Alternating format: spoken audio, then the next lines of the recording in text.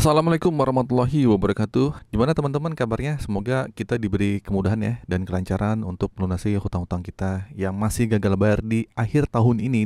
Semoga kalian bisa tenang, bisa sabar. Semoga ada rezeki-rezeki yang tidak terduga-duga, akhirnya kalian bisa melunasi hutang kalian. Atau mungkin kalau nggak bisa ya udah lepasin aja. Oke, di sini ada berita nih. Mungkin saya akan bacakan aja. Di sini apakah benar nih Prabowo itu akan memblokir semua pinjaman online di tahun 2025, di tahun depan nih gitu kan. Terus oke, langsung kita bahas ya gitu kan. Kali ini saya akan membahas sebuah isu ya, isu yang sedang ramai dibicarakan, yaitu rencananya nih katanya sih mau memblokir semua pinjaman online ya di Indonesia oleh Bapak Prabowo ya di tahun depan. Yang jadi pertanyaan kan apakah benar nih hal ini akan terjadi ya. Terus jadi gini, walaupun isu ini sudah berapa bulan yang lalu, cuman ini kayaknya masih banyak orang yang simpang siur ya, tahu bener apa enggak gitu kan. Nah, yang jadi pertanyaan juga, kenapa isu pemblokiran pinjol ini ramai dibicarakan? Nah, oke, jadi gini, saat ini nih banyak masyarakat yang mengeluh keberadaan pinjol. Banyak banget nih kasusnya nasabah yang merasa dirugikan, mulai dari bunganya yang tinggi ya enggak, cara penagihan yang kasar, terus hingga pelanggaran-pelanggaran privasi ya, kita diteror, disebar data dan sebagainya. Nah, aduan-aduan ini kabarnya sampai ke Prabowo, ke Bapak Prabowo nih ya, sehingga muncul wacana bahwa beliau akan memblokir semua pinjol di tahun depan. Nah, terus namun apakah hal ini benar akan terjadi? Nah, di sini saya akan memberikan pandangan berdasarkan berbagai sumber ya, yang saya telusuri ya. Oke, poin pertama adalah apakah pemblokiran semua pinjol di tahun 2025 benar-benar akan terjadi? Oke, saya akan langsung jawab ya. Jawabannya sih belum pasti.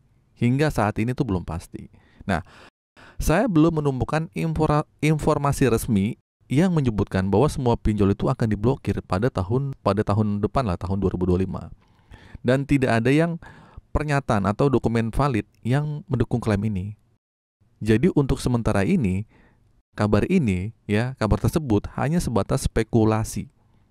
Namun kemungkinan itu tetap ada ya gitu kan. Terus mengapa? Karena jika kita melihat rekam jejak Prabowo ya, beliau kan terkenal ya sebagai sosok yang tegas terhadap hal-hal yang merugikan masyarakat lah gitu. Karena dia pro masyarakat pastinya. Nah, sebelumnya juga beliau kan sudah menunjukkan komitmen ya dalam memberantas berbagai masalah seperti korupsi, penyalahgunaan wewenang di awal-awal beberapa hari Presiden Prabowo menjabat. Nah, jadi sangat mungkin bahwa pinjol itu yang melanggar akan aturan itu akan menjadi perhatian beliau. Oke, terus poin yang kedua, apakah semua pinjol itu akan diblokir? Kalau saya bilang, ya mungkin hanya sebagian ya. Nah, dari penelusuran saya, mungkin kemungkinan besar hanya sebagian pinjol yang akan diblokir. Bukan semua pinjolnya. Sebab tidak semua pinjol itu merugikan. Ada pinjol yang memberikan manfaat, mungkin seperti membantu pelaku usaha UMKM untuk mendapatkan akses pembiayaan gitu kan. Nah, pinjol yang merugikan masyarakat biasanya adalah pinjol yang ilegal atau tidak terdaftar di OJK. Nah, jika benar ada pemblokiran, kemungkinan besar yang ditargetkan di awal itu adalah pinjol-pinjol ilegal dulu, pinjol yang tidak sesuai dengan aturan OJK.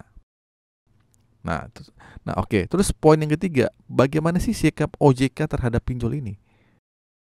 Nah, OJK sendiri telah memberikan sanksi kepada beberapa pinjol ya.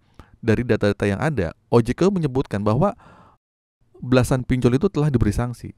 Tapi namanya pinjol ya, tidak disebutin tuh pinjol apa aja ya.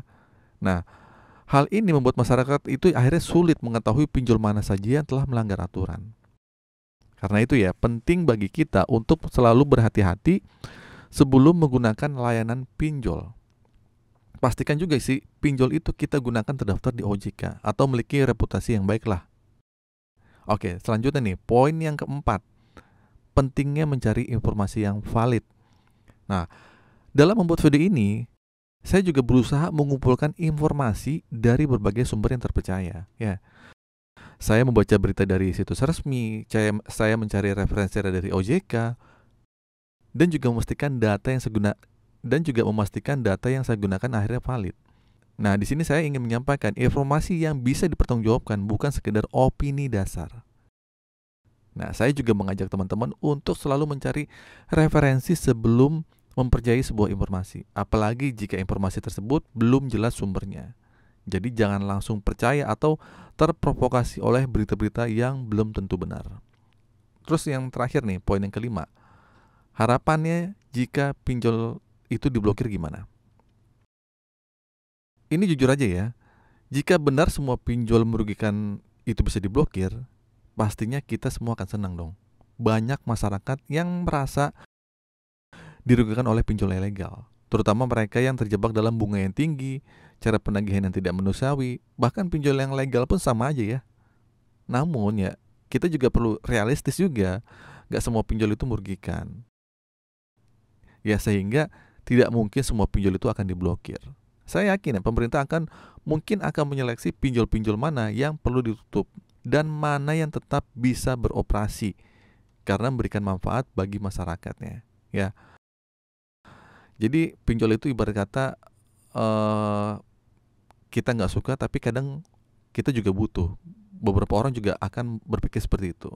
Nah, oke, jadi kesimpulannya, jadi apakah benar nih semua pinjaman online atau pinjol itu akan diblokir di tahun 2025? Jawabannya adalah masih belum pasti. Nah, saat ini belum ada informasi resmi yang menyatakan hal tersebut. Cuma sekedar wacana aja, ya. Yang jelas pemerintah sendiri termasuk Bapak Prabowo tampaknya akan terus berupaya memberantas pinjol, terutama yang ilegal yang merugikan masyarakat. Nah, kita ini sebagai masyarakat harus tetap waspada dan aktif dan juga selektif menggunakan layanan pinjaman online. Terus kalian juga pastikan memilih pinjol yang legal aja, yang terdaftar di OJK. Atau kalau bisa kalian jangan minjol, jangan coba-coba di pinjaman online. Oke, nah selain itu juga kita bisa mencari informasi atau sumber yang valid agar tidak termudah oleh berita-berita yang tidak benar. Atau cuma sekedar baca judulnya aja, ya. Atau kalau ada video-video yang berhubungan dengan pinjol akan ditutup, kalian lihat di YouTube, pada akhirnya kalian percaya, ujung-ujungnya percaya aja nih, berarti pinjolnya tidak usah dibayar. Tidak semudah itu dan tidak sesederhana itu pemikiran kalian ya, gitu. Jadi kalau misalnya menemukan sebuah berita apapun pinjol itu akan ditutup di tahun 2025, kalian wajib cross check lagi apakah benar sebelum kalian membacanya sampai habis. Oke, itu saja teman-teman video kali ini. Semoga video ini bermanfaat. Akhir kata dari saya, assalamualaikum warahmatullahi wabarakatuh.